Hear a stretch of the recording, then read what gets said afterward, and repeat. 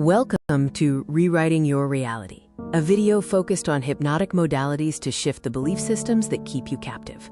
We will explore the journey from being subconsciously programmed to achieving quantum freedom. Get ready to dismantle everything you thought you knew about your own limitations. The mind's power is a historical fact. Franz Mesmer introduced animal magnetism in the 1700s. James Braid coined hypnotism, defining it as a focused physiological state. Crucially, before anesthesia, major surgeries were performed using this trance state, proving the mind's ability to override physical pain. My personal journey proves the mind transcends the body. A near-death experience revealed pure awareness. After being paralyzed, I reprogrammed my body through visualization and discipline. The core truth is that identity is the prison and the key. Your mind can reshape reality itself. Unmasking the global hypnotic modality. Secret societies and governments. They understood the power of the trance state long ago and weaponized it to shape societal structures from the shadows. Corporate hypnosis. Advertising and media use sophisticated neuro-linguistic programming, NLP, to obscure reality and shift your belief systems without your consent. The ultimate goal, to control the narrative, consumption, and consciousness of the masses, turning individuals into predictable units of a manufactured paradigm. They are the masters of the hypnotic modality. The first element of global hypnotic modality is authority, manufactured to establish psychological inferiority. Uniforms, robes, and controlled environments trigger unquestioning obedience. When you look up to an authority, your critical factor is lowered, accepting suggestions as absolute truth. The uniform is the first induction. The second element is translogic, a self-contained system logical only within its own framework. This creates a closed loop of reasoning. A doctrine establishes ultimate authority, turning rules into absolute truths. The paradigm acts as a perceptual filter, making external manipulation feel like internal conviction. The third element is overload, creating an intense, rapid-fire experience that bypasses the conscious mind. Techniques include sensory saturation, emotional triggers, and message overload. This forces the subject to feel something profound, anchoring the belief without rational scrutiny. The heart accepts what the head has no time to question. The grand illusion is when you become your own hypnotist. Division keeps us fighting each other, distracting us from the masters of the modality. They use filtered evidence to make you doubt your power. The ultimate control is when you self-hypnotize with their suggestions. I am not enough. This is the self-hypnosis of suffering. The quick release uses the Sedona method to clear emotional debris. Emotional baggage is just something you are holding on to. You can drop it using these 4 questions. Could I let this feeling go? Would I let this feeling go? When? Answer: now. Repeat until you feel a tangible shift in your state. The reframe shifts meaning and reality. Change the meaning you attach to an event, and you change your emotional response. Content reframing actively searches for the positive intent or hidden benefit. Failure is just data and feedback. A block is a stepping stone. Change the question to change the destination. You are already in a trance. Self-hypnosis is choosing your own program. This is your new operating system. Use a simple countdown to enter a deep state and plant empowering beliefs into your subconscious mind. Consistent practice rewrites your core identity, dissolving suffering and manifesting the quantum you. Are you ready to take your quantum leap? This exclusive transformation package offers the book 30 Days to the Quantum You, custom video masterclasses, and a personal Zoom session for deep work. Stop fighting the illusion and start rewriting your reality today. Greetings and salutations and welcome to Beyond the Mind, where I'm not here to teach you, I'm only here to remind you. Welcome and happy Friday to all. May you have had a wonderful week. Please leave a comment in the live chat section about how your week was. Also, I want to thank Peach. Peach, thank you. Uh, just got to put that out there. Also, if you're watching on Instagram, if you're watching on Facebook, if you're watching on TikTok, welcome to Beyond the Mind, where I am only here to remind you what a wonderful week it has been. A very transformative and expressive week that has brought many great revelations. So, before I get into today's topic, which is the mind body connection. Oh, well, we got taking photos. Made a comment. Let me see what that said. I like to when I see it, I like to repeat. Oh, I love that. I love the saying, "I am here. I am not here to teach. I am here to remind you." Oh, thank you, thank you. It's a true statement. I am of the school of thought that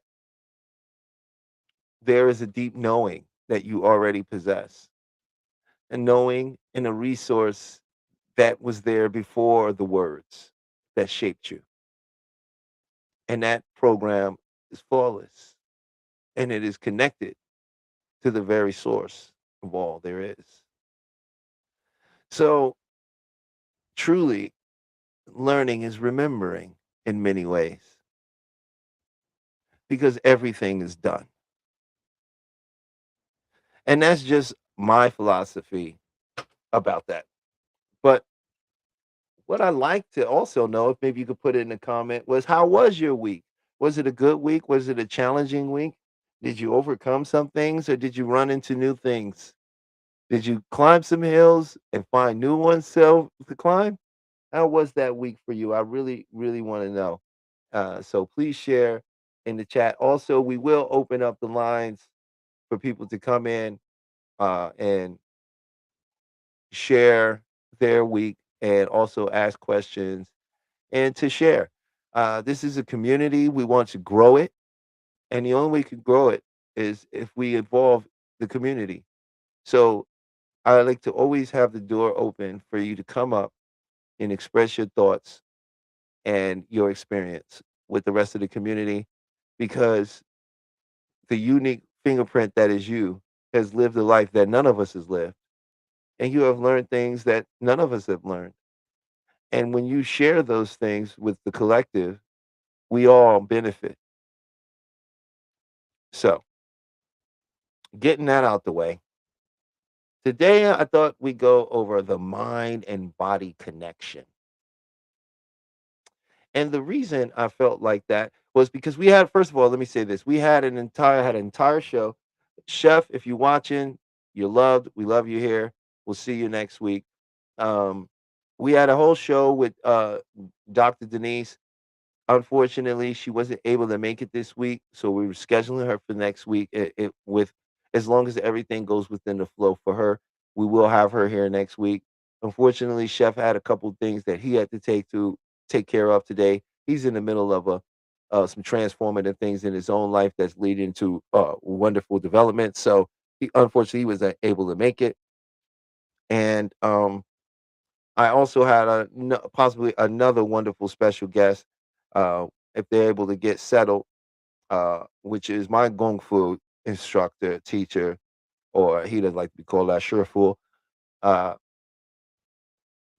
was going to come on the show today, and and this is a part of the mind body connection.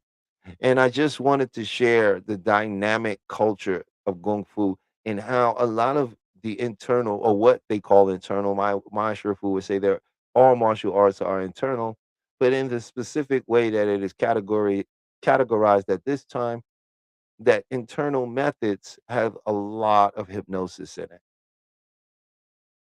It has guided imagery. And if you've ever been a Daiji Chuan practitioner, right, or a Qigong practitioner, you may know this, but never made the association. Because when you're doing these breath works, when you get advanced, you'll be asked to imagine that energy in motion, doing something, going somewhere. And you'll begin to feel that in your body. And this is no different than sitting with me and me taking you through uh, imagery in a hypnotic state. The neurological response is the same because the mind, the internal world, don't know what's real and what's fake. It has no idea. And so when it makes a connection to something, it creates a neural pathway for it in the mind, right? And when we create that neural pathway in the mind, we've imprinted it there. It's now like a part of us, right? And that thing can be changed, transformed, and rearranged, but we was never really taught that. So the subject for today is body syndromes, right? Really, and the mind body connection, right? And how does that affect us in our lives? And what are some things we can do about that? And how we can begin to identify it? Now, Dr. John Campus had a saying: what the brain can't handle, it puts off in the mind. And what the mind can't handle, it puts off in the body. And this is to say that when we are in our minds overthinking or worrying or stressing or going through the different variations of what some might call negative emotions in the mind, it has to go somewhere. When we have problems or things that we're unwilling or unable to face and deal with, what happens is it gets put off in the body. And that can show up in the body in various ways, right? And what I really wanted to talk a little bit was about those kind of body syndromes, right? And how we get them and where do they come from? And body syndromes comes from the mind not knowing what to do with something. It doesn't know how to process it, so it kicks it off into the body, right? The body moves energy around. Is how we experience the world. So when that energy or that thing gets kicked off into the body, it creates a stagnation in the body of the flow, right? And so what ends up happening is various different things that we go through, depending on what it is, it gets put off into different areas of the body, right? So when we have a great deal of financial pressure that we have to deal with, you'll notice it in your neck area, in your shoulders, very tight, right? When we have to make the certain decisions and exchange things, and our hands begin to sweat, and we become very nervous with our hands, right? This is because something in our life at some point has slipped through our grasp. And now the nervous system has this condition where it's like, oh, anything that comes up that has to do with the exchange through the hands, this is where we begin to express those things. And another very interesting thing in how it expresses itself is some men and women experience bad relationships. And what ends up happening is because it's like no one cares, we take on this persona that no one cares about us. What happens is that body syndrome causes us to put on weight in the stomach area, right? And it becomes what some of us might call stubborn weight. I can't lose that weight. I can't shake it because the extra weight becomes a buffer between them and dating. It's a protection, right? Because the body is always looking to keep you safe. That's just in its creation, its job is to process this world through your senses, and the internal part keeps it is to keep you safe. So our minds are still functioning with the older ancient mind when we had to survive. So we still have these feelings that come up, but they don't represent what the situation is actually uh, entailing.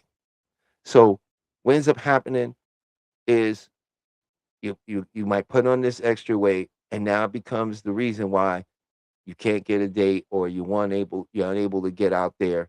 The weight will keep you in that safety position. right? People who have issues in their knees, this comes from them unable to bend. See, the thing is, the whole body represents itself like a metaphor, like an analogy. It's a direct correlation, right? And the knees do what? They bend and they create balance, right? And without them, we're unable to stand. But it also represents our ability to be flexible. And when we're not flexible, right, and we're rigid, this energy gets translated into the knees. And you will find people with knee problems, right? And they'll tell you, oh, I've been suffering this for so many years. This comes from a internal conflict within self, right? And this is how it represents itself. When it gets down to the feet, oh, my feet are swollen. This has to do with fear of making decisions that cause you to move, making moves in a sense.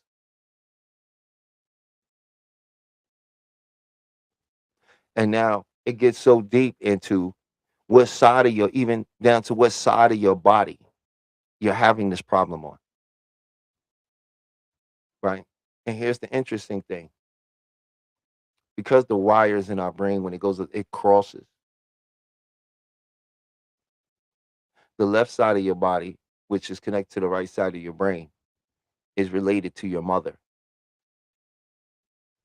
And the right side of the body that's connected to the left side of the brain, right? So, or the left, yeah, the left side of the brain, that's your father. So if you have issues where with the left side of your body, there may be issues you have unresolved with your mother. If it's on the right side of your body, there's issues unresolved with your father.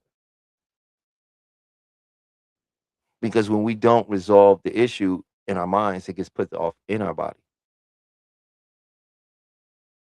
right? And it's also represented in our language. We can confuse the body.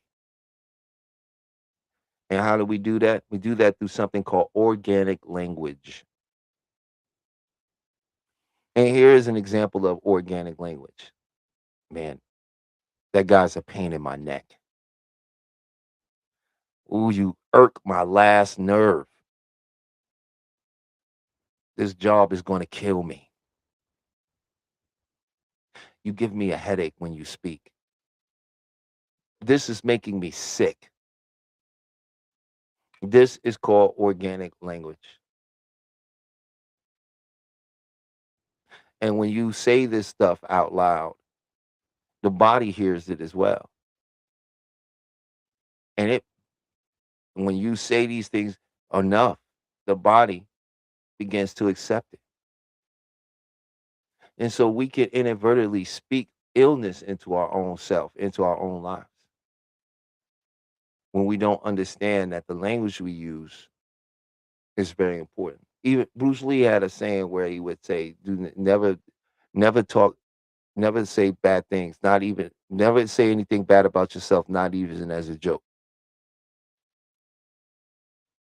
because you're casting a spell over yourself, right? So the organic language affects the body. Now, if you have back problems, notice what the back is.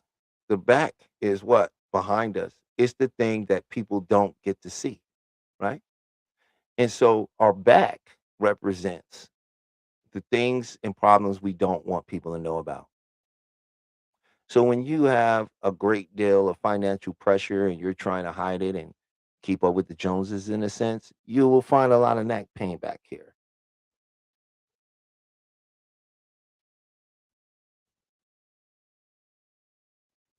right? Because each part of the body is representing something, right? When we're having issues in our sexual lives, in a sense, maybe with our relationships and things, as I said, it will show up in the stomach, but it also show up in the lower back. So also when you're trying to hide finances, that will also show up in the lower back. So hope, well, not hope. Hope is for the hopeless.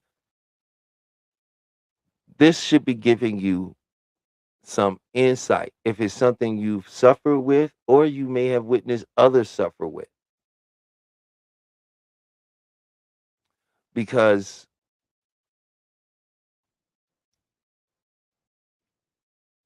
our body has nowhere to put it. The energy has to flow. When it does not flow, it will be put somewhere, and it will always be put off in the body. So that's a little bit about body syndromes. Another interesting thing about body syndromes, they come with a caveat sometimes, and it's called second gain.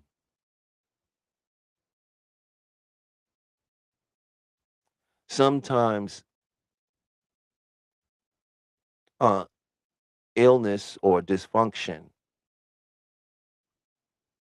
can be a gain for someone. And I'll give you an example. Let's say there's an older person and they raise their kids and their kids move out and they get older and now they don't like living alone, but they're scared to say something because they're getting older. So now they call their kid once a week or more because they've been rushed to the hospital. The child now has to come to the hospital and tend to the parent. And then they end up taking the parent home, setting them up and staying with them a little while, and then they leave. And then a week or so later, same thing. That is an example of second gain. She doesn't mean to do that. It's not her intention to do this, but this is, she was rewarded when it happened. And so the mind got the idea. So some of us are benefiting, right? And this doesn't only go to illness. This can go to secondary gain into relationships, right? It can go into somebody always needing you to drive them somewhere, because when I drive, I get dizzy or my foot hurts or I can't take, right. And now it becomes a thing about getting you to drive them whenever they need it. It is a gain from the problem. And whenever we have a gain from a problem and we continue to do it, it's because we have a secondary gain from it. We're getting something out of it and we're not even aware of it.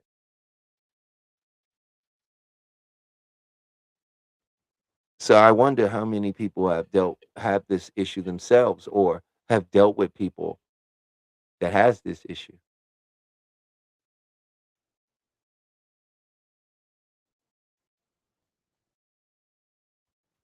But when I do open the lines, if you like to join in and maybe speak about your experiences, or if you've ever had an experience with a body syndrome or anything, you're more than welcome to come on in, participate, and add to the conversation.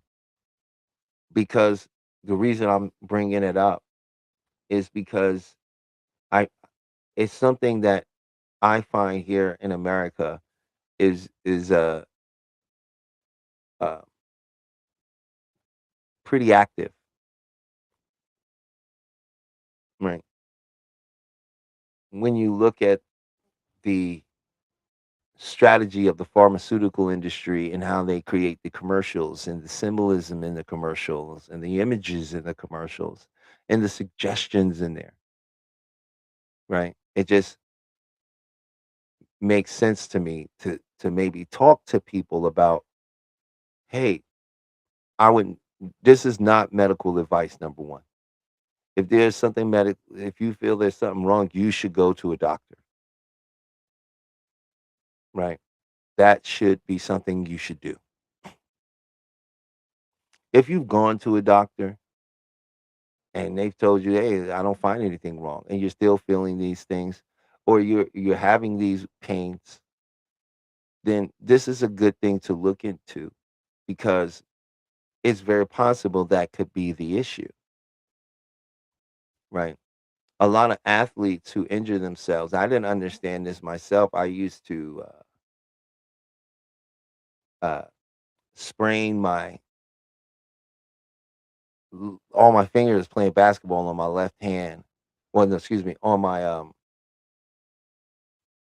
yeah, on my right hand. I would sprain these fingers a lot, like the ball would hit this way, and it was always me. Like, and it was very interesting to me. Like, if it's really that common, why is everybody not getting hurt? Well, that's because they later learning that wow, I had issues with my father. You know, I had some serious issues there, and it was expressing itself through injuries because it wants to be addressed, and that's how it was expressing itself. And I find you have when I tested this theory, I found many people in sports that seem to have been injuring themselves, be left or right legs. When looking into their backgrounds, you found issues with the family, especially with the parents, you know. And so through research, I'm able to come to that understanding and attending HMI was able to really have even more access to the data to confirm a lot of these things. And it has been confirmed to my mind that this is an issue. And I um, would really love to have some people, come up later and talk about some of this with me because I don't want to go on for 2 hours, one, just rambling about about body syndromes, because I don't really feel like that will solve anything.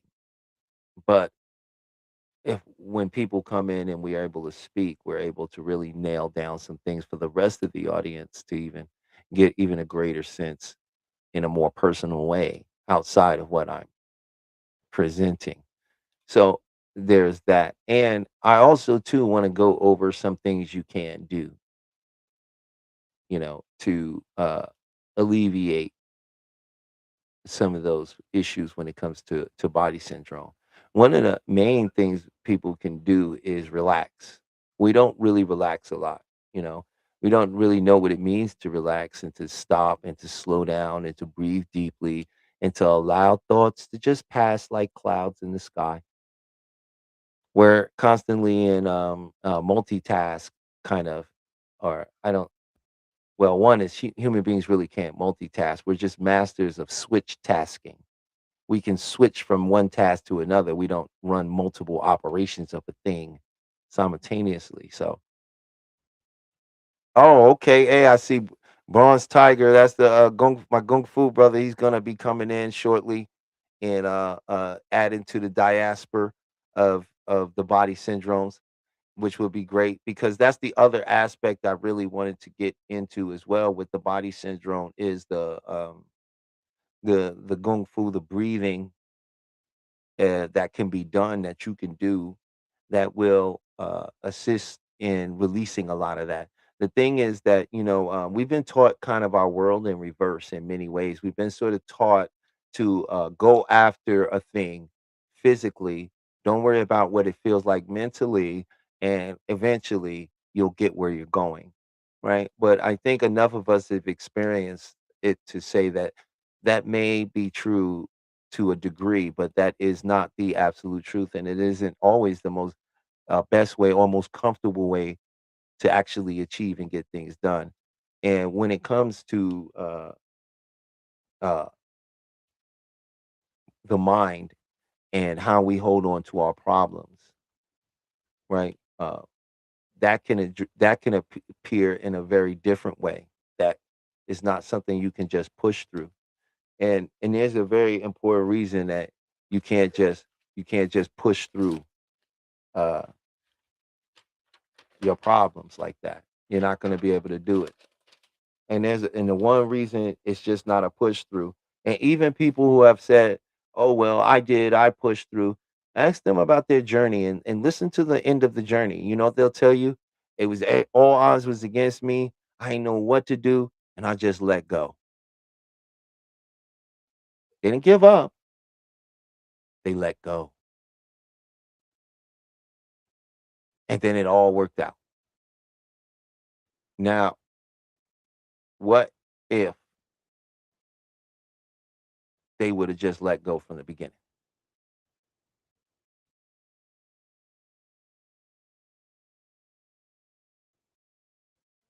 Sometimes you take the roughest road just so you can know you didn't have to take it. And the reason is simple.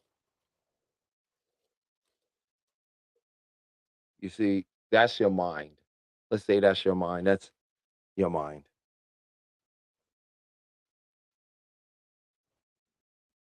Down in the bottom of this part of your mind, that's called your primitive mind.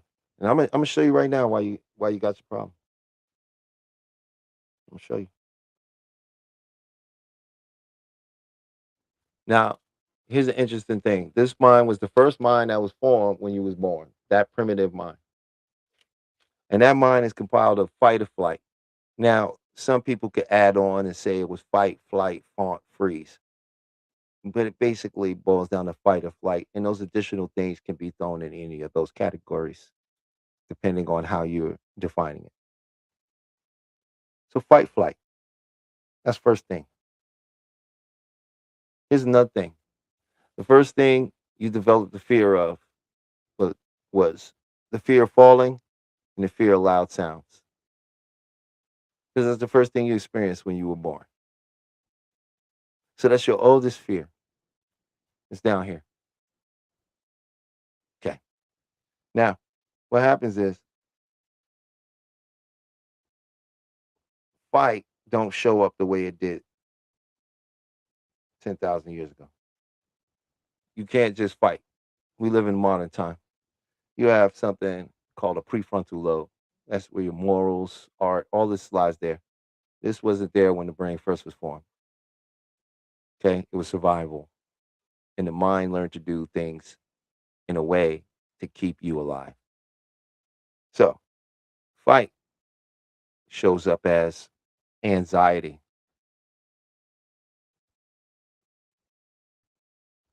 That's what fight flight shows up as. Okay. So if you're in the office and you with somebody and somebody say something disrespectful or say something wild, you can't just punch them in the face. You know that, right?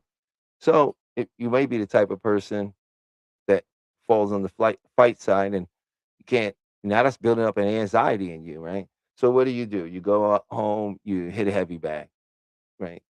I go to a bar and hang out with some friends and vent. Now, flight, that's a different part of the equation. Right? Flight means run away, get out of there. But we can't do that today, right?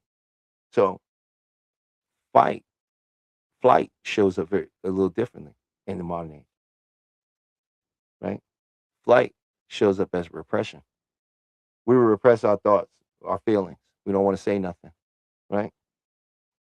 We won't say nothing, right? And that becomes depression,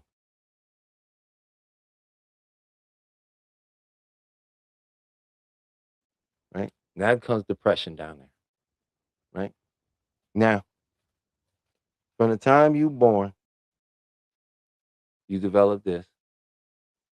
And in between that time, you're developing something called your knowns and unknowns. Okay? And we're gonna say uns and known unknowns is what you would call pain and pleasure.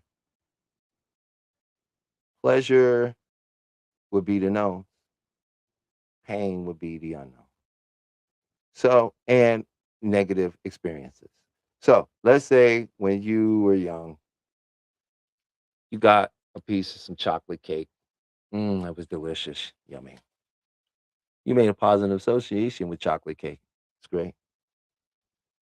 But then somebody, let's say at school, whatever, teacher, right? When you were little, before 8 years old, you were little.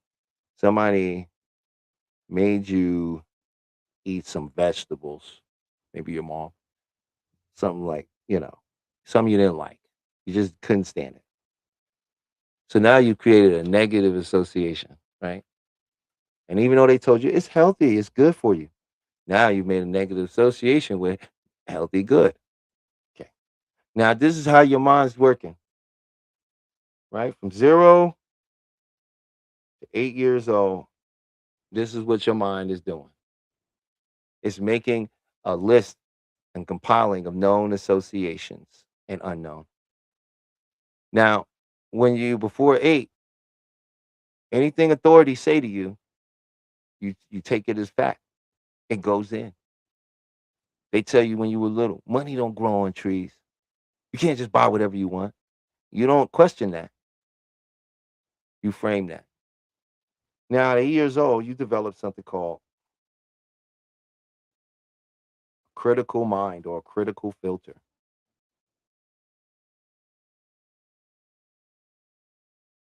right?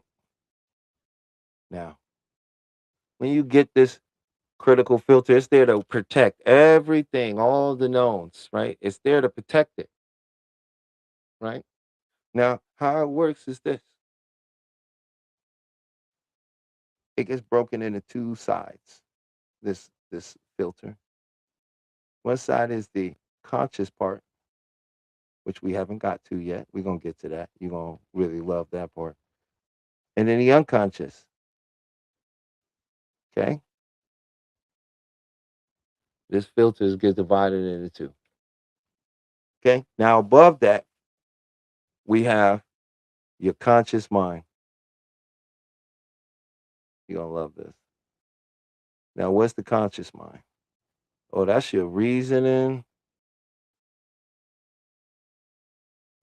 your logic,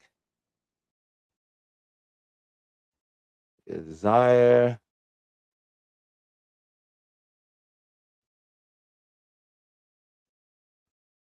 right? Your reasoning, your logic, your desire, all of that is up there. This is the conscious mind up here. Now, seeing this whole mind, let's look at some math here. The conscious part of you, this makes up 12%. Okay. 12%. That's the conscious, right? 88%. That's your subconscious, unconscious mind. So you trying to change from logic and reason and your will and desire with 12% of the conscious mind against 88% that believes the total opposite. So every time you tell yourself, I'm gonna make this money, I'm gonna be rich, I'm gonna change my diet, I'm gonna change my life, I'm gonna do these different things, it gets pushed down up against this critical filter here. And what happens is it gets checked up against all the known data in this part here. And if this thing right here don't line up with what's in here, this part of you rejects it. Now, let's say you have this ideal, today's gonna be my day, I'm gonna change my life, I'm gonna change, I'm gonna do all these things. What happens is you say this, it goes down in this critical filter part here for a minute, right? Now it's gonna sit there, okay, for about an hour and a half, right? In the conscious filter part, it's gonna sit there like an hour and a half right there. It's just gonna sit there. Now it's gonna go into the subconscious part after an hour and a half. Now it's gonna sit in this bottom part here, just the bottom half of the filter for 16 hours till you go to sleep. By the time you lay down and this gets into the subconscious mind, it has been filtered, distorted, and diluted. It doesn't have the same strength as that 12% now. It's been sitting there. And by the time it goes in here, It don't have any effect on this information over here. These negatives. They don't have no effect on it because they're stronger in suggestion than the one you just let sit all day. So, how you can change that? Now you know where you got your issue at. So let's say you have a problem with, let's say, making money. Somewhere along the line, you got it in your mind from someone that was authority over you that it was difficult to make money. And then somewhere along that, you experienced it. And then that locked it in as a belief. But the mind doesn't know what's real or what's fake. This can be changed. It doesn't know. But if you try to present something to this mind and it's unfamiliar, remember what I said earlier about the known and unknown. We can use another term, right? We can look at it as pain and pleasure. The unknown to the subconscious mind is pain because it's still operating on survival,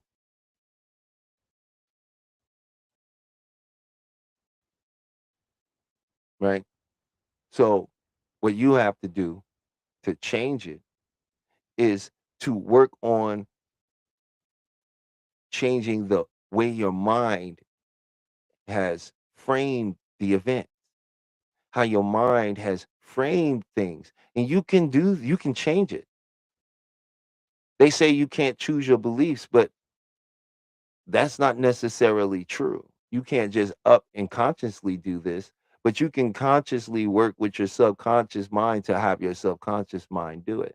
Think of how many things you do not do right now that is being done for you by your unconscious mind, right? Not 1 second while I've been on here have you thought about your heart beating and going, did it get every beat it's supposed to get? Not one time did you sit here and go, oh, I got to remember to take breaths because if I don't, I won't be breathing. You're not telling your blood in your body to flow. You're not telling cells to reproduce. You're not telling your stomach to turn the food into energy and then take that energy and put it in an advanced system that pushes it out through every part of the body that is needed, which is every single cell in your body. So there's a lot of things happening that the conscious mind doesn't have to worry about because the conscious mind is the actor. The conscious mind is the actor. You understand? The conscious mind is the actor. The subconscious mind is the narrator and the production team and the prop master and the CGI guy and all that good stuff. The subconscious mind takes everything you see and turns it into something you understand. And that is very crucial to understand. And it doesn't really stray away from our body syndrome topic. It's all very much related, right? Because the more you say to yourself, "Oh man, I gotta work on me. I gotta change that. I gotta fix myself." Well, if you're not broken, what's the body gonna do? It's gonna break so you can fix it.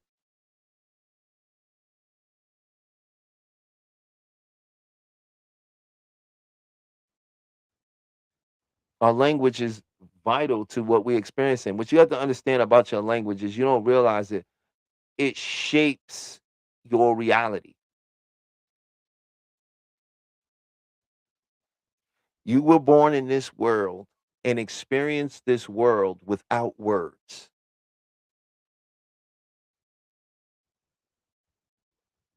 Oh, good. Hey, Peach, we got Bronze Tiger in the house. If you ready to bring him in,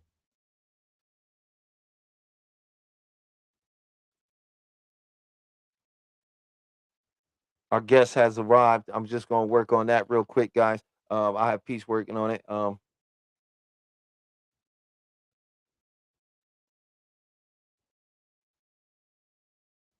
tell you what, Bronze Tiger, if you watching the show, Peach, could you go ahead and drop the link? I sent him a link, but I don't,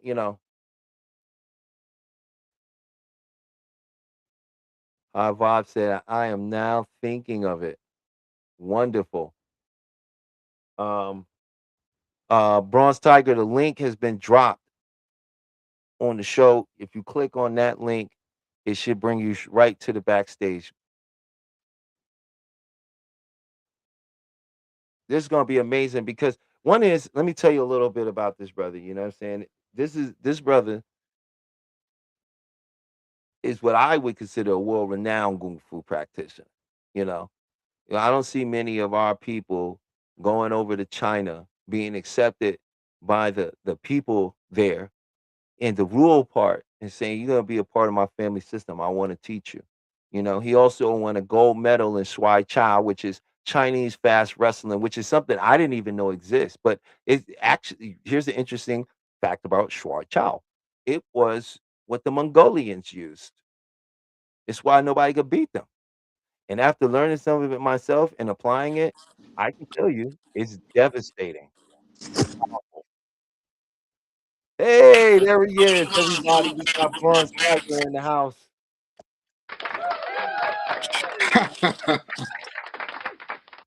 Greetings, greetings, greetings. Getting my settings together, my bearings. Let's see. All right. Greetings, all.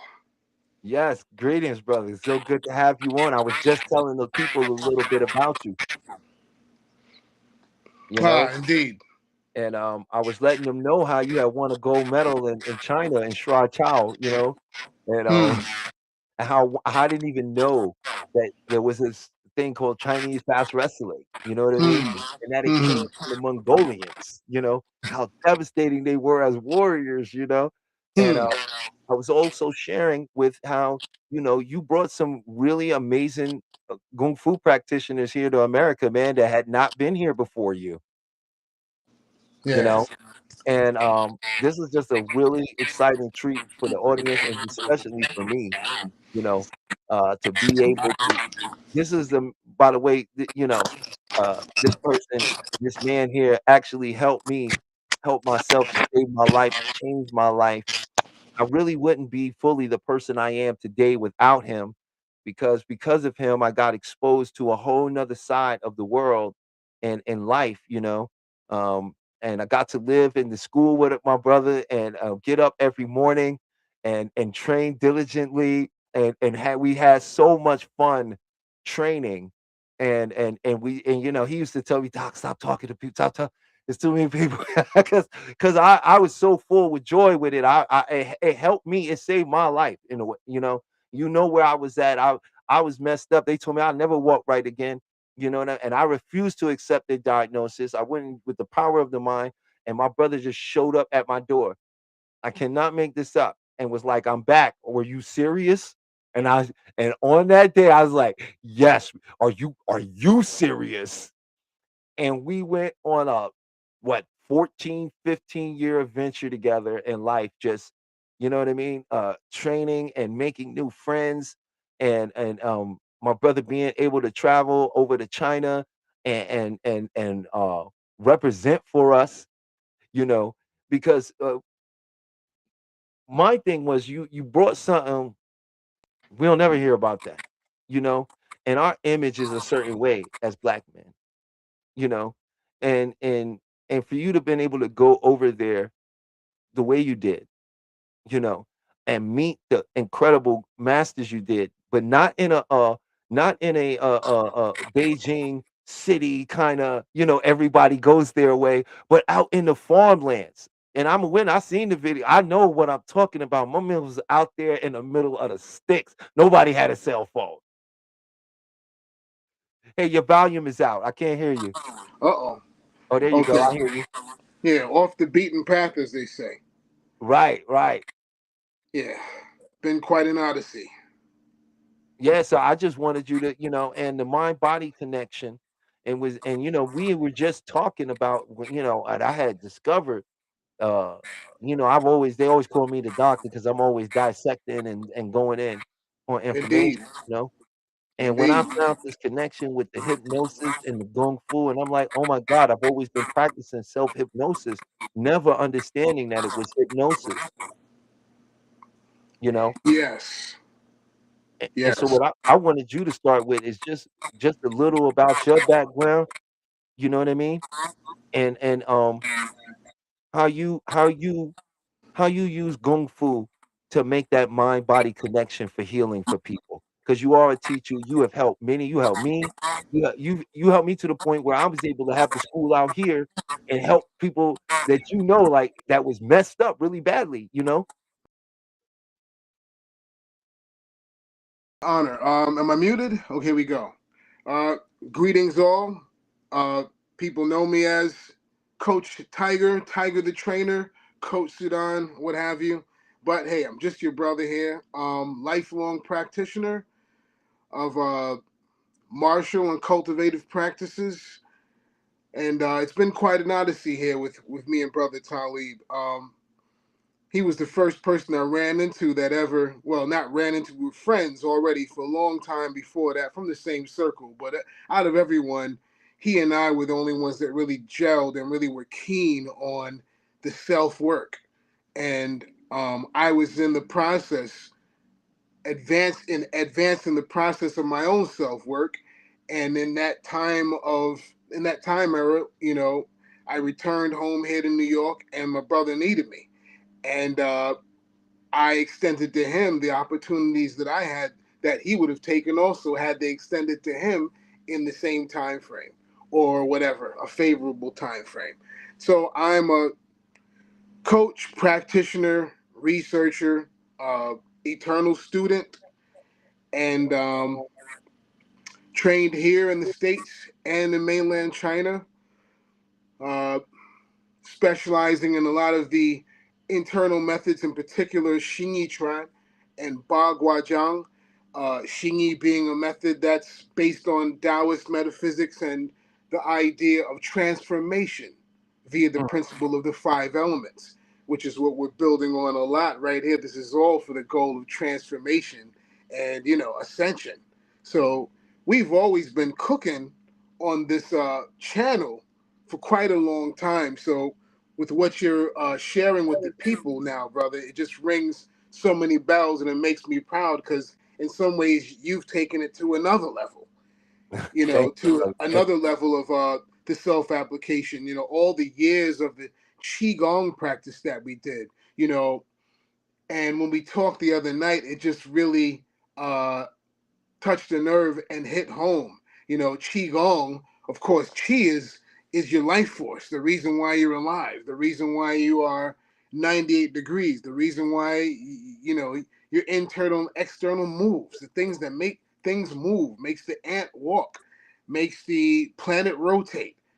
It's the buzz of the universe that live in a tune we live in tune with, and we can also tune in also. Sometimes we're living uh with the flow of it but unconnected, if that makes any sense. Yeah, The universe is spinning, but our lives and our aspirations and concerns are paramount, bigger than the planet itself to us. Chi being your life force, and Gong meaning work or practice. We were practicing, you know, life energy. We were practicing cultivation, and a lot of those things involve the breath and the mind leading the breath, and the breath leading the energy and the circulation. You know, some people call it. You could look at it in the realm we're in now as a form of self hypnosis. Other people call it simply visualization. You right. know, both things are catalysts that are related to intent. Do you intend to do some work? And it starts with the intent. And you just feel it in your heart. How about that? You feel it in your heart. It begins in the heart, and then the mind comes in, and then the body follows. You would think that it starts with the thought in the mind, but it's actually the feeling in the heart. The Mhm. intention resides in the heart.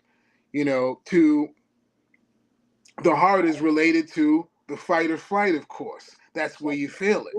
You know, your heartbeat rises. You get that adrenaline dump at a loud sound, or a dog jumps out that's aggressive, and you're like, "Oh, am I going to fight? Am I going to run?" You know, and you get that Mhm. adrenaline dump. You know, the mind processes what's been observed by the heart and makes a decision. You know, so they say the heart leads the mind leads the energy, and the energy leads the body. This Mm. is nothing but our human biological makeup. You have an intention to do something, and that's in the heart. Your mind says, well, this is how we're going to go about doing that. And through the electrical signals and the muscles and, you know, how the body functions, the mind tells the energy, hey, raise the arm to make the phone call to call the kung fu school or the wellness school of Dr. Tawib or what have you. So we've been toying around with this stuff for quite a while. And to your question, asking me how did I use this stuff to uh, do self work and cultivate, you know, you can attest to this because a lot of our challenges have taken place side by side. You were there for a lot of my greatest challenges and vice versa, you know. Yeah. And You know, it's funny you said that because I just shared a story with someone that I was working with, and they had actually, it was from one of the shows I just did recently, and I had a gentleman on there by the name of Mutayel, and he had served, you know, and hmm, so he was using, hypnosis and NLP to help veterans and other people with PSTD, right? But he had lost his dog recently. So you could tell when he was telling the story how it really got to him. And and it made me think of yes, you know, because, if you don't mind, you lost somebody very close to you who hmm, I was very close to, indeed, between the two of y'all changed my life. hmm, And when we lost that person, when they transcended to the next existence, you know what I mean? I didn't really know how to deal with it. It broke my heart. And yeah, the way you handled it, then you made me realize something then that later on became even more powerful, right? Because you honored her. You turned it from a tragedy to a celebration, and you only spoke highly of them, only, and only remembered the good. You know what I mean? Because you said you're going to honor them, and you wanted to teach everybody else how to do it, so you led by example. And I thought back, and I shared this story with them, hmm, which made them reframe how they was looking at their loss, and how at least how they decided to share it.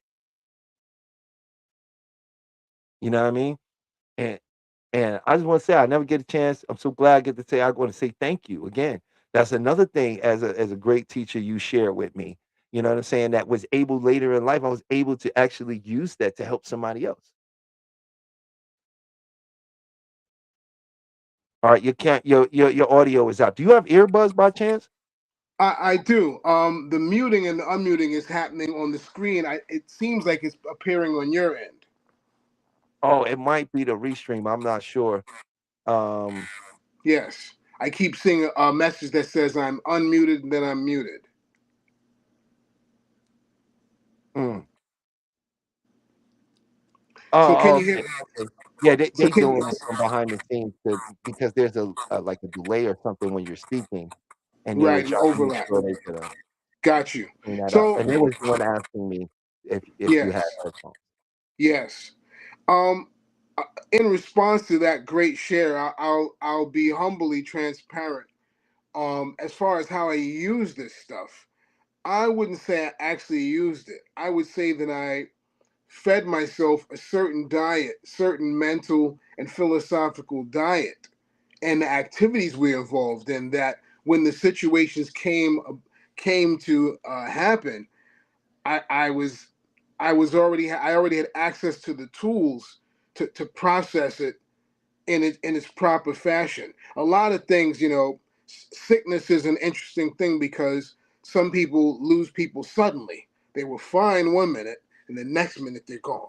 Sudden. In my sense, it was a long period of deterioration and a fight for a person's life. My previous spouse. So, interesting things.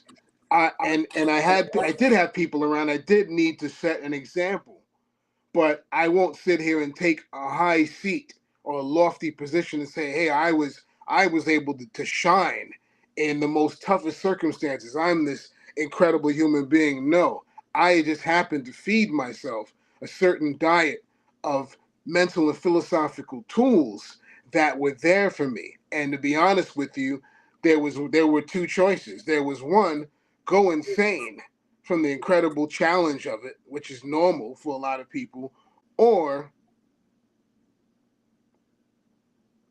see clearly. Mm.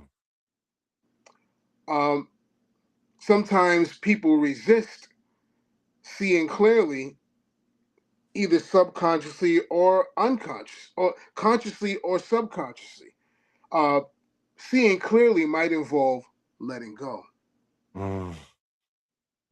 Very difficult to do. Seeing clearly,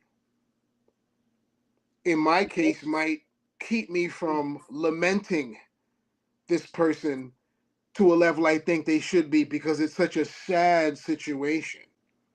But, and I was fortunate that a lot of things took place. If I had never been in this situation with my spouse, I wouldn't have met the teacher that I had. I would have not been in a position to meet the people that gave me certain tools. I would have not been in a position to return home and connect with you. And my first serious cohort in this research, the first person that took it and ran with it and applied it and manipulated and cracked it open, you know. So I'll say it's good to do what we're doing here, acquaint yourself with positivity, with solutions. Sometimes the usefulness of these solutions isn't evident in the beginning. The time is coming for application. Because, like Bruce used to say, knowing is not enough. We must do. Doesn't matter what you know if you can't apply it. And sometimes you'll apply it out of cleverness, and other times you'll apply it out of necessity / desperation. And the beauty of that is, in desperation and a bit of cleverness, that was the biggest gift, to see what it all meant. Mm. You Mm. know, to see what it all meant, to see the purpose, to say, "Oh wow, there's a reason behind all of this." What did Pink Floyd say? It's another brick in the wall. That is the construction of me. All these different bricks and different components that we know. Now, us being martial practitioners, anybody who lifts weights or dances. I mean, imagine a ballet person. The first time they try to do a plie on their toes, they probably break their feet. you know, uh, you know what I mean? Lifting weights are micro tears in the muscles that repair themselves. And there's a metaphysical and mental and philosophical body of ours that has that same element. The Mm. micro tears that are repaired to be stronger. Mm. You Where know, would you suggest somewhere, let's say, for people out there listening, where would you suggest somewhere start, and if they wanted to take martial arts and start training and using it with their meditations and adding on, because I'm gonna be honest, not everybody likes to just hit the gym and push up and do pull-ups and stand on these machines. Some people are mm, looking for that connection. I always found I love Kung Fu because it's a mind-body connection. You will get in touch with yourself in ways you didn't even know you can get in touch with yourself, you know, when you're doing these things and you're training it. So, I would love for you to share what is a great place for people to start. Why you think they should start there? I would say that a good way place to start is to, we scroll and zombie out on stuff every day anyway. You know, start doing that with things that are beneficial for you, like, you know, this program or other things that will help you, and start to uh, notice things that you like. Some people love Kundalini yoga. Other people love Pilates. The what our motto is always: get up, get out, and do something. We've never been really evangelists. Get out and do something. Um, Start researching. Start looking at different martial arts. Uh, Something might just sing to you. Say, "Wow, I really like Wing Chun for some reason. I just like it." You know, and we were in this thing of internal and external, all these different things, but there really is no separation. So you just start doing some research, and the first thing is to pick something and get up and do it. If you live in a town where there's only a judo school, go do judo. Don't be like, I really want to do dragon style kung fu or something. I'm gonna wait. Why wait? It's all the same, because what happens is a lot of these people in the different disciplines, they end up relating with each other anyway. So the Mm, idea is to get up, get out, and do something. But you can research, in particular, you can research cultivative and internal, quote unquote, martial arts, even though that statement is kind of a misnomer. Because the idea is you want to get involved with something that unleashes your personal power, that becomes a personal power program. And that's what I've emphasized. Kung Fu has a thing called Taolu. You know, in karate they call them kata. Taekwondo they call them forms. Forms where you're shadow boxing. There's no one there, but you're moving, doing solo practice and solo movement. Now, hmm in one sense, people can say, you need contact. You need contact to get good. You can't get good by yourself. But one of the Right. hardest things to do is to be by yourself and be at peace with yourself. Mm, So solo practice actually is golden, because you're training to defeat your previous self, not really anyone else. So investigate and discover things that become a personal power program. It's not about whether you can beat Tim, it's a matter of, can you beat yourself mm, and improve yourself? Can you find your own personal powers? I find with Taolu and Qigong, you're doing your own self alchemy. You're doing your own personal alchemy. When you're doing a form, wherever the power points in that form, you know, those power points are not power in general, that's your power when you're practicing it. right. So finding that inner self, that personal resilience, that personal power program. Basically, find something that sings to you, and don't go into it just thinking, "Oh, whose ass can I kick?" Mm. Because there's only one ass you need to kick, and that's your previous self. You Yeah. know, so it's And all about how you enter into it. It can anything can serve that purpose. I wouldn't say any particular one, because any particular one can do the same trick, from Brazilian jiu-jitsu to shuai jiao to whatever the case may be. Because the bottom line is, you're facing your strengths and weaknesses, you're stepping out amongst others and being transparent to say, "Here, I'm here to learn something, improve, and share something." And that is a bold step. That first step usually is the beginning to an odyssey.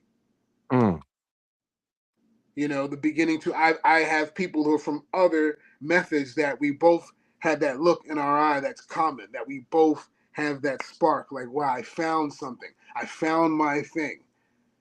Find your thing. That's why they call it martial art, because art is about the expression.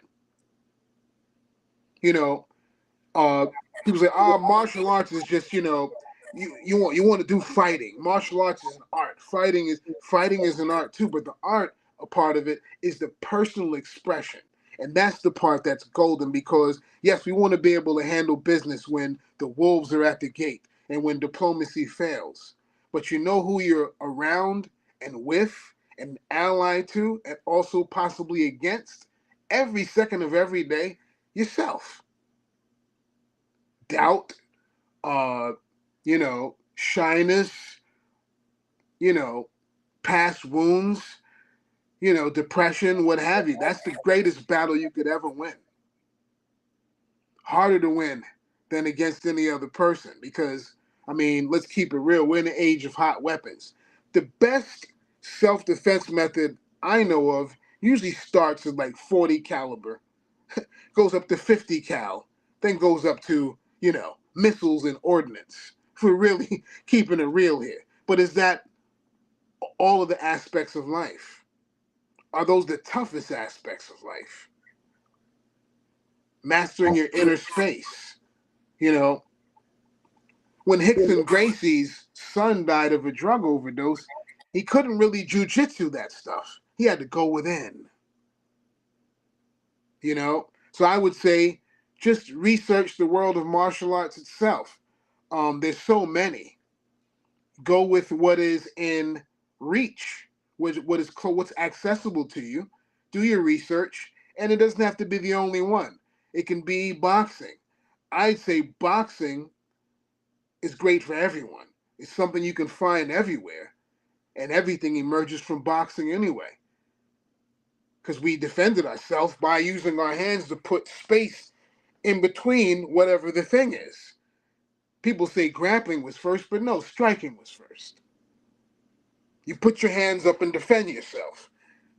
Then, it's a wild animal, then came weapons that put some space. So martial arts originally came from us defending ourselves from wild animals.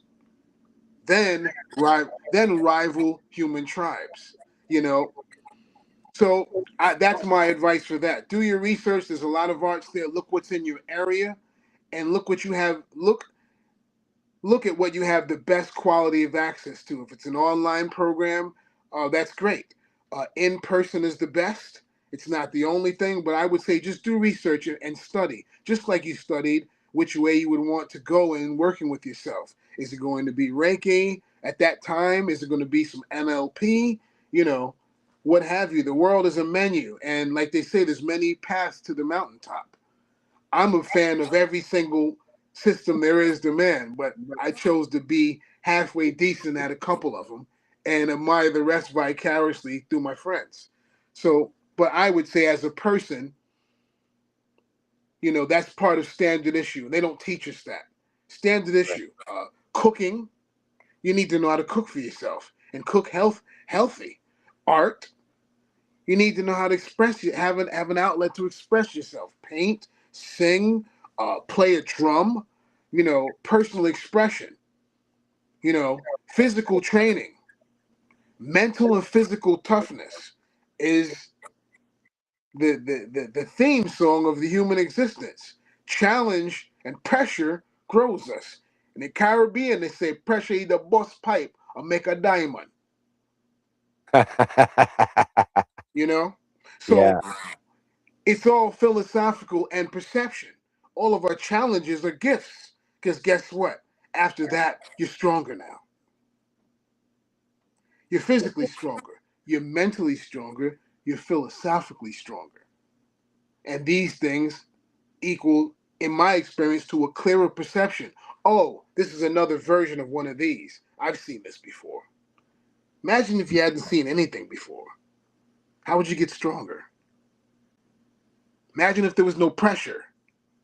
How would you get stronger? There was no gravity. How could you stand up? How could you get back up? So wow, it puts an incredible value. If you didn't hit the bottom, how would you ever get to the top? It puts an incredible value on falling.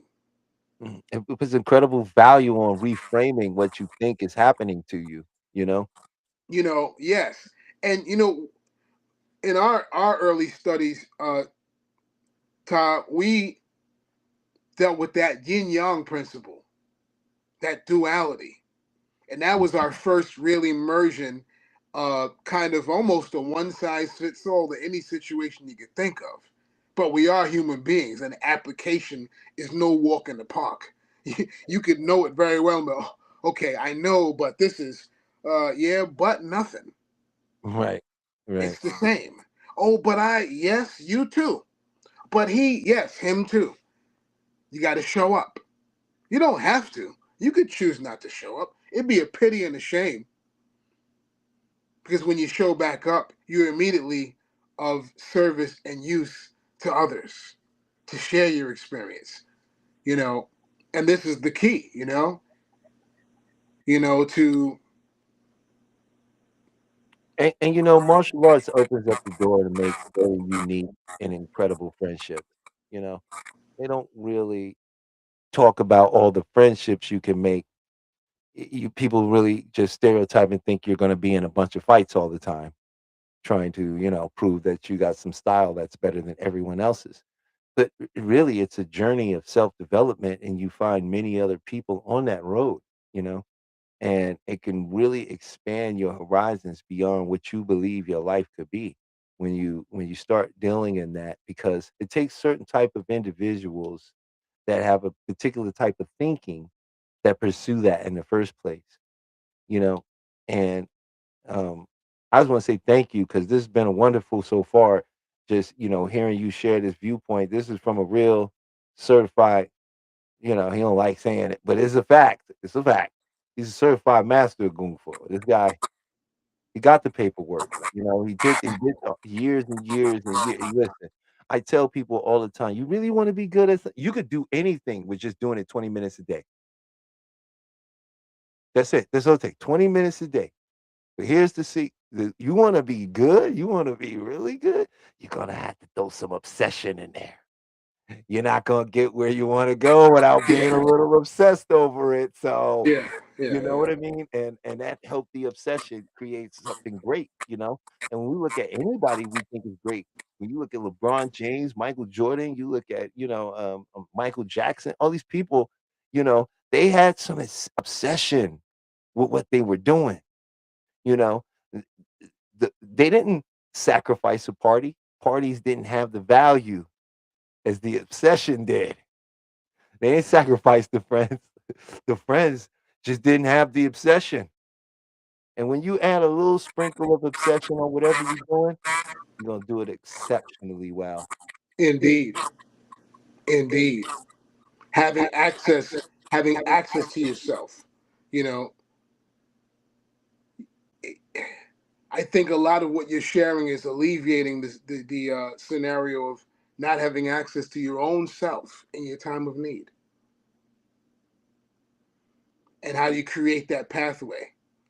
You know, this is an interesting build because people will find what we've done, a lot of it incredible, and this and that, but it's a very humble odyssey. We've placed some things in ourselves that is almost more uncomfortable than being lost, because now you know, and you can't retreat back to ignorance. And that's been an extreme challenge. You know what this situation is. You know that everything happens for a reason, quote unquote. All these mantras, all these aspirations. But we are human beings. You know, I've been to the point where I didn't want to be knowledgeable. I would rather not know that, but I already know better. So I'm not allowed to go that route, you know? And when I go that route anyway, it's almost like instant madness, because and you just want to join the ranks and feel some pain for a while to feed your ego, because that's all the ego. I didn't want the person to depart now, something we can't control. Never mind the joy of meeting them in the first place and being amongst the alumni of their loved ones, which is eternal. You know, this is a game of perception, not even a game. Well, I mean, it is a game because I guess life is a game. you know, it's like a game of chess. You must think first before you move. You know, and it's really a great ride, man. You know, just finding your thing and cultivating it. That thing that you cultivate is the very meaning of what we say kung fu, or time and practice slash acquired skill. Mm. That includes the guitar, that includes cooking, that includes being a mangaka, drawing, whatever your thing is, a thing to pour yourself into and cultivate. You know, that's the best thing to keep your mind occupied and express from the heart. Sometimes you need to go into the heart. Don't spend too much time in the mind. It's a big place in there, easy to get lost, Hmm. slip on a banana peel, and be thinking some wild stuff without having foundation and anchoring to return to. So I always tell people, you know, don't overthink it. Sometimes you can sit and we know this inner space is more grand and larger than the outer space, and they don't know how big that is. You know, Right. Yeah. You know you what know, else too, man? I wanted to too before because time. I'm looking at. I'm like, wow, bro. We done ate up. Time is moving. This is when we get beautiful. up, time It's a great speeds up. conversation. To be honest with you, When we get up, time always speeds up. We used to it do speeds you up. So we four used to be training. We look four up. It's hour, five five, hour four, training 5 sessions that feel hours. like 10 minutes. Yeah, we like, bro. We just started. Let's go to. It's like, The sun's coming up, but and we're not tired. I wanted to also talk to you a little bit about the program you've been putting together and how people can get in touch with you because you are a trainer in Kung Fu. You do help people and you do have a program. And, you know, we want to spread the word of the program because it's a beautiful program. More people need to see you, get to know you because they can come to you and get a whole nother level of well being and treatment that is much needed in this time of high stress and anxiety and poor health, you know? And so I'm gonna go ahead. You know, I'm sort of being a lot quiet here because you know, you dropping jewels, and I just agree with everything you're saying. So, but I do want to not waste my all the time because I want you to talk about what you got going on with your program.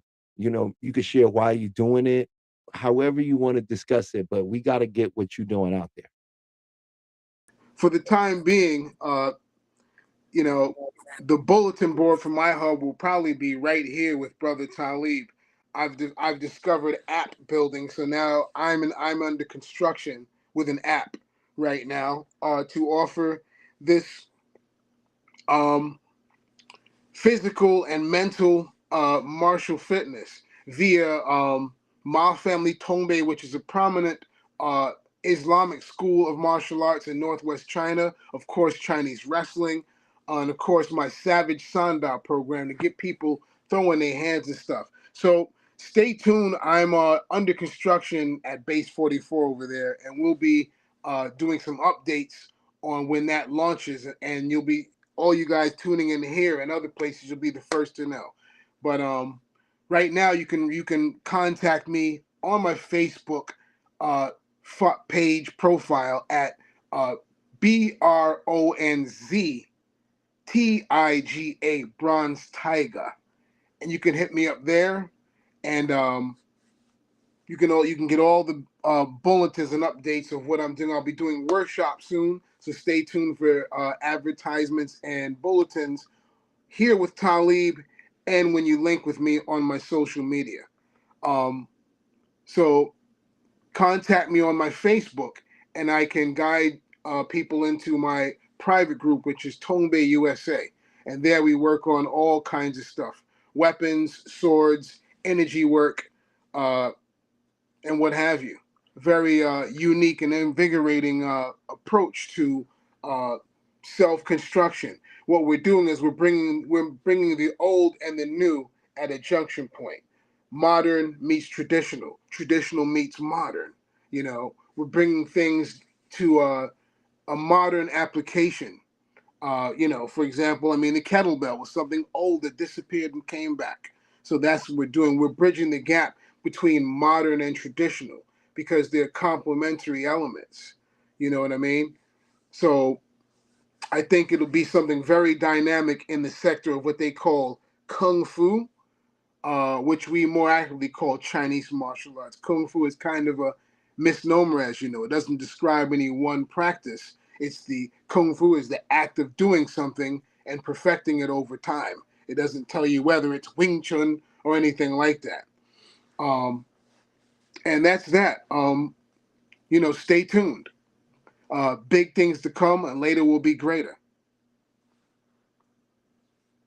Just go look up Bronze Tiger on Facebook. You could reach out to him. He'd be very happy to communicate with you and share the knowledge. The both of us for many years have been trying to just be of service to humanity. That's been, and it's so weird that I sit here after knowing this person for like 30 years at this point, and I can sit here and go, wow, for 30 years I've known this person, and their goal has always been to help, to be of service to humanity through the martial arts, but really just through him as a person. I mean, it's not like he knows something that no one else on the planet knows. The reality is lots of practitioners that do what we do, but it's the rapport, it's the care, and it's the real life experience of using this in so many different ways. Like, I can Hundred. just each on with just speaking to you because I understand how to how the split works, and it's a philosophy, and philosophy can be translated to any modality, and you could make techniques and programs out of philosophy.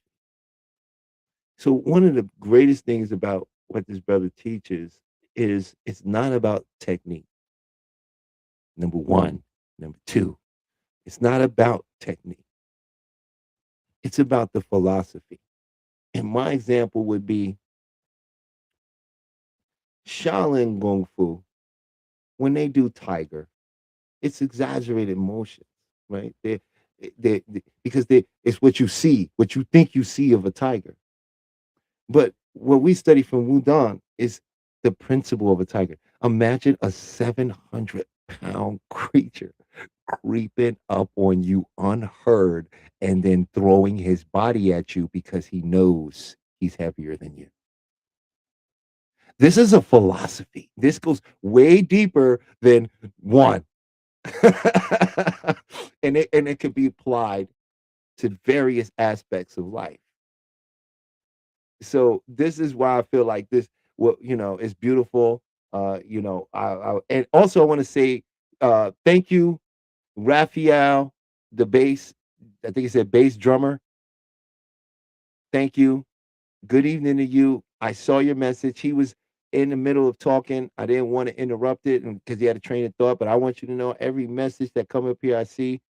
Also saw Moya was in the house. Got to say what's up to Big Mo. She in the house. She came in and dropped in and she dropped some wonderful comments. So I just want to thank everybody for dropping in. Um, and leaving a comment because this is how we grow the channel. This is how we get the message out there. The more you comment, the more you like, share, and subscribe, the more the algorithm picks it up, and the more we're able to get out here and help more and more people. Because the goal here is to build a community. I'm currently working on a retreat with my brother Seth. I recently has Sudan's going to come and join me in this retreat. In this retreat, we're going to be offering Reiki healing. We're going to be offering group hypnosis and guided imagery healing, and we're going to be offering macrobiotic diet. We're going to be offering a wonderful Kung Fu system that when you leave that retreat, you'll be able to take it home, and before you leave, you're going to feel the magic of it, right? The whole goal of the retreat is for you to have a true experience that is so deeply ingrained in your neurological system that you don't have to worry about going home and losing it, right? And our first retreat is going to be done on the West Coast. It's going to be in a beautiful spot, and everything is going to be taken care of. Everything is all included in the price. The airline, your pickup, food. We've got some coupons for you to go do a couple things if you want. You know what I mean? There'll be plenty of time for you to see Las Vegas if you want to, because our first retreat will be done here. Our second retreat is going to be in Costa Rica. We're Mm. already setting up that now, Nice. and it's going to be beautiful because just to get out there, be near the water, we're going to be giving everyone a special stone that has been charged with your energy from it, right? And that's that stone you're going to take home with you. But this is gonna be so dynamic. Nobody's offering what we're offering. We're gonna have masterful Reiki. We're gonna teach you how to touch your own energy, see your own aura, get in touch, how to do proper qigong, how to actually let me tell you one of the fundamental things I learned that I'm so thankful for when it came to that, and that's posture, Mm. right? Think of the bones in your body and that frame as a conductor. The energy and everything is moving along. And when you have poor posture, you have poor reception, Hundred right? percent. And so when you know how to round the back, hollow the chest, tuck the chin, so slightly raise the tailbone, sit down into the knees, not deeply, get into the gaze. Take the deep breath within to the diaphragm, deep, deep, and relax and do it soft and gentle and do not force. You will have a magical experience because for the first time in your life, you're going to feel what it feels like of the movement of your internal world. You're very disconnected from it now. And you're experiencing it through emotional outbursts and stories that are shaping your reality. You think you have to think outside of the box, but I'm here to tell you there is no box. There are only dots. You're making a box out of it. So that's what we got coming down the pipeline. You know, me and his brothers working together. We're gonna be working together behind the scenes to bring you some more incredible things. You know, and the real goal here is to build this community and give you tools that work. Indeed. You know, I remember the first time I did qigong. I didn't have to do qigong for a week to feel how qigong really worked. Once I got in the correct posture and was shown and told what to do with by a good teacher that really understood, had rapport with me, so he knew what he was looking at. He knew what he saw. He could feel what was going on with me internally, right? Which meant he could tell me, correct me, help me. First day, I could feel it. The the heat, the wooziness, right? The legs shaking like they're gonna give out, but they never do. They never give out. And I realized what I felt was energy moving through my legs for the first time. That's what it feels like. We're so disconnected from our internal world. And so the Kung Fu with the hypnosis and the Reiki and a proper diet, you're about to become a Super Saiyan. You're about to get on the level you want to be on. And as my brother was telling you earlier, it's about your state. You trying to, this is where you trying to change yourself. You like, I want to be better. So you look at the results of what you think better is. Then you start taking actions and then you look for a change. But you're still doing that from the same place of the person that doesn't do it. You got to step into the person that does it. You got to embody them by how they feel, how they respond. And then you don't have to think about the next action. The next action is natural. That's why they mean by free will, but you don't have free will. See, once you enter into a state, every choice you make from that point on is based on the state you're in. You didn't have a choice. You're not making choices. You answering multiple choice questions that's been given to you already. But when you change your state, then you have different choices because the choices you make are based on the state you're in. Don't believe it? You tell me when you was really upset and acting on your emotions that you made good decisions. It don't work that way, right? But nobody gave us any tools to really get in touch and control ourselves,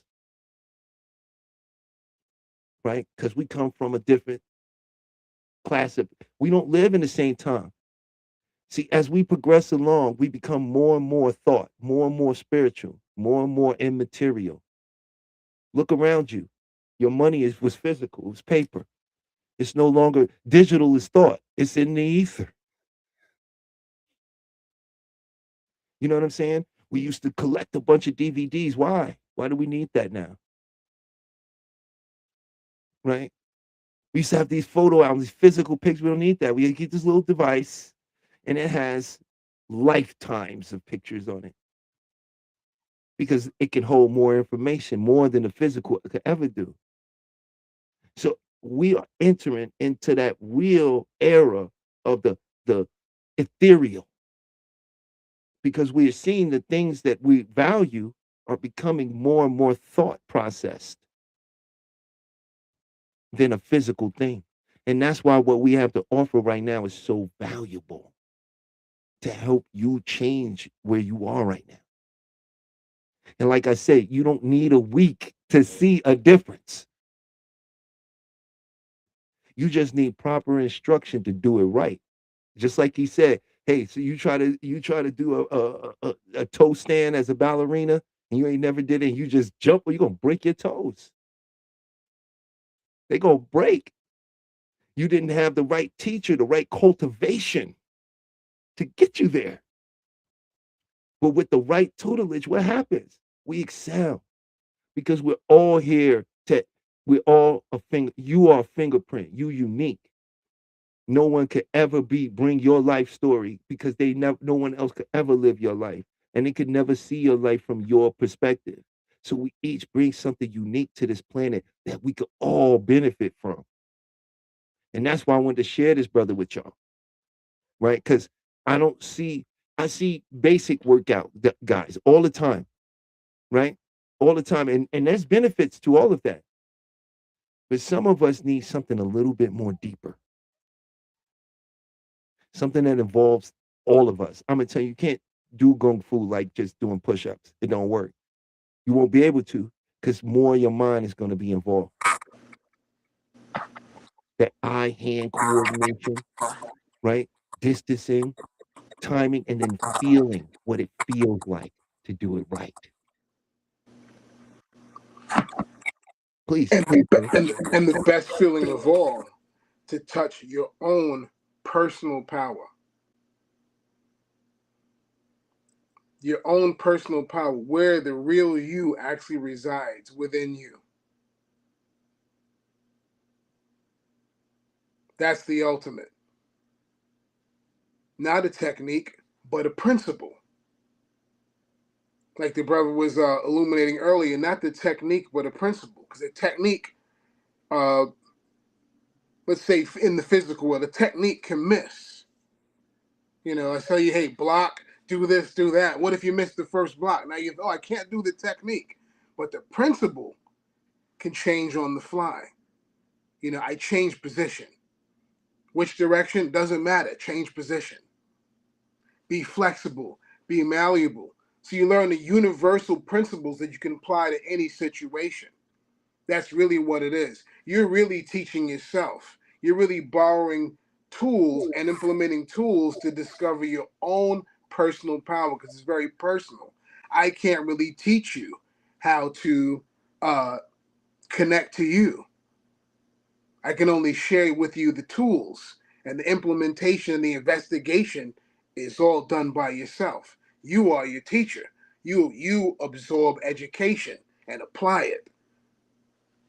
You know, that's why we don't adhere to cult leaders. Say anyone that says I am the way. Oh, you are the way, but for you, you are your way, and he is his way. Personal power. See, people don't talk about that a lot. If we just only look at the outside thing in MMA, we think, how can I beat this other person? I'm not strong enough to knock out Talib. I hit him and he just looked at me. You know? But that's the wrong idea. You know? The idea is your personal power. Your personal power commits you that I'm going, whatever the situation is, I will act. I will do something about it. I won't be frozen. You know, in Chinese wrestling or Shuai Jiao, everyone gets thrown eventually, but you don't want to be controlled where you can't do anything. So what, you get thrown by the person, you throw them, you throw each other, whoever has the best score at the end wins. But if the person shuts you down and you can't do anything and they're just controlling you, that person could be life or an experience from life. It's controlling you where you can't do anything. That's when it's time to get in touch with your personal power and be able to act. You know, bravery is one thing. Sometimes bravery is intelligent, sometimes it's foolish. But courage is always golden, because courage is the ability to act even when you are afraid. You can still act. You're not frozen. And that's the key. Long as you have that, you will find what you're looking for. You know, we're in the business of becoming finders. You know, seekers just go on seeking. We want to find stuff. That's what we want to do. And I think the brother's doing an exemplary job of that, you know. So, you know, you guys make sure you reach out. You can reach me directly at coachsudan@gmail.com if you're ready to work on your own personal power system, incorporating many elements: martial arts, music, meditation, hypnosis, and what have you. You know, take from all good sources. And that's it. And that's what I've gotten from this brother for several decades now. Likewise, brother. It's been an amazing journey, man. It took us down paths where we had to go our own ways and come back together and be like, yo, let me tell you what I saw down that road, bro. You won't believe it. You know what I'm saying? But the road always comes back together, you know? Yes. And that's the most beautiful thing to me. And we coming up on the end of the show. And what I do want to say to everybody out there, the line is open if you want to come up and have a dialogue, a conversation, or give your input to this about body syndromes, about martial arts, about anything we're speaking on, or if you have a topic that you think sort of correlates, please come on in. Feel free. You know, this is his first time on the show, so you don't know. Sometimes people do drop in. You know, one time we had a great brother drop in, and we did some hypnosis with him, and it really helped him a great deal. And I got to follow up with him later and find out how wonderful it was an experience for him and how it changed him. So I also offer people coming up, we could work on something. I have many techniques and modalities, and I usually will work with someone and give them a technique or a tool that they can take with them. I will get them to give me a score of how they feel about something. If it's from 1 to 10, 1 being the lowest, 10 being the highest, and then we do the technique and see where the number is at after that. Number goes down, and then it's like, wait, the number went like now that's called a noticeable shift, a noticeable change, you know. And now they can take that home with them if they to get off the line, and you can, you know, practice it, do it whenever you need it, you know. I just want to always be able to, you know, give these tools out and fixing yourself should be free. To be honest with you, you know, if you're willing to put the energy in, you know, there's a lot of techniques out there. There's a lot of things you can do that will work with your mind, right? And if you're watching this show, somewhere in your own unconscious mind, because you brought two minds to this show today, the conscious mind and your unconscious mind. Your conscious mind is listening to me, observing and judging what I say. But your unconscious mind, it knows how to learn and it knows what it needs to hear. And you don't need to be aware of that because it is your own internal resources that'll bring you to the knowing that you've always known. And on that note, we're going to end the show. My name is Talib. This has been my very, very special guest, man, Bronze Tiger. He will be back on the show 150%, you know. And we got some more stuff I'm looking at doing and coming on more often and more frequently. But I want to thank you for joining me. You can find me at beyondthemindhypnotherapy.com. You can also find Beyond the Mind Hypnotherapy on TikTok, Instagram, and Facebook, as well as YouTube. So I'm gonna say thank you, and I'll see you next week. But until then, expect a miracle.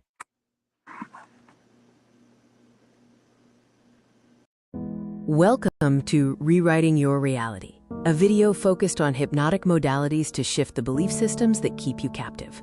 We will explore the journey from being subconsciously programmed to achieving quantum freedom. Get ready to dismantle everything you thought you knew about your own limitations.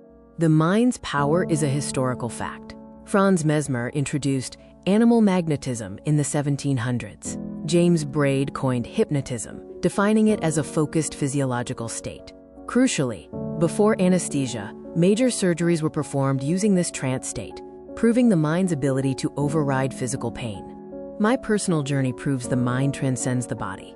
A near-death experience revealed pure awareness. After being paralyzed, I reprogrammed my body through visualization and discipline. The core truth is that identity is the prison and the key. Your mind can reshape reality itself. Unmasking the global hypnotic modality. Secret societies and governments. They understood the power of the trance state long ago and weaponized it to shape societal structures from the shadows. Corporate hypnosis. Advertising and media use sophisticated neuro-linguistic programming, NLP, to obscure reality and shift your belief systems without your consent. The ultimate goal, to control the narrative, consumption, and consciousness of the masses, turning individuals into predictable units of a manufactured paradigm. They are the masters of the hypnotic modality. The first element of global hypnotic modality is authority, manufactured to establish psychological inferiority. Uniforms, robes, and controlled environments trigger unquestioning obedience. When you look up to an authority, your critical factor is lowered, accepting suggestions as absolute truth. The uniform is the first induction. The second element is translogic, a self-contained system logical only within its own framework. This creates a closed loop of reasoning. A doctrine establishes ultimate authority, turning rules into absolute truths. The paradigm acts as a perceptual filter, making external manipulation feel like internal conviction. The third element is overload, creating an intense, rapid-fire experience that bypasses the conscious mind. Techniques include sensory saturation, emotional triggers, and message overload. This forces the subject to feel something profound, anchoring the belief without rational scrutiny. The heart accepts what the head has no time to question. The grand illusion is when you become your own hypnotist. Division keeps us fighting each other, distracting us from the masters of the modality. They use filtered evidence to make you doubt your power. The ultimate control is when you self-hypnotize with their suggestions. I am not enough. This is the self-hypnosis of suffering. The quick release uses the Sedona method to clear emotional debris. Emotional baggage is just something you are holding on to. You can drop it using these 4 questions. Could I let this feeling go? Would I let this feeling go? When? Answer: now. Repeat until you feel a tangible shift in your state. The reframe shifts meaning and reality. Change the meaning you attach to an event, and you change your emotional response. Content reframing actively searches for the positive intent or hidden benefit. Failure is just data and feedback. A block is a stepping stone. Change the question to change the destination. You are already in a trance. Self-hypnosis is choosing your own program. This is your new operating system. Use a simple countdown to enter a deep state and plant empowering beliefs into your subconscious mind. Consistent practice rewrites your core identity, dissolving suffering and manifesting the quantum you. Are you ready to take your quantum leap?